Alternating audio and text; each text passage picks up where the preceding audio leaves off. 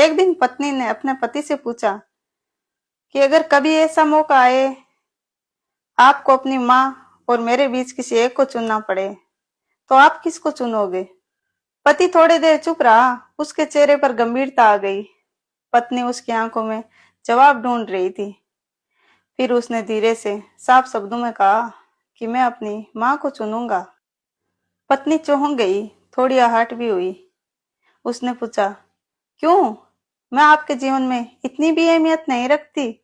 पति ने उसकी आंखों में देखा और कहा, बिल्कुल रखता हूँ, लेकिन मैं मेरी माँ को इसलिए चुनूंगा क्योंकि मैं नहीं चाहता कि कल को मेरा बेटा भी अपनी पत्नी के लिए अपनी माँ को छोड़ दे। अगर मैं ऐसा करता हूँ तो मैं अपने बेटे को क्या सिखाऊंगा? मैं वो विशाल नहीं बनना चाहता जिसकी वजह से कल को कोई बेटा अपनी माँ को छोड़ दे। माँ ने मुझे जन्म दिया, पाल पोस कर बड़ा किया।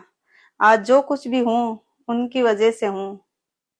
तुम मेरी जीवन संगनी हो, मेरे जीवन का हिस्सा हो, लेकिन माँ मेरी पहचान की जड़ है। तुम्हें भी प्यार करता हूँ, लेकिन मेरी माँ को छोड़ना मेरे संस्कारों के खिलाफ है।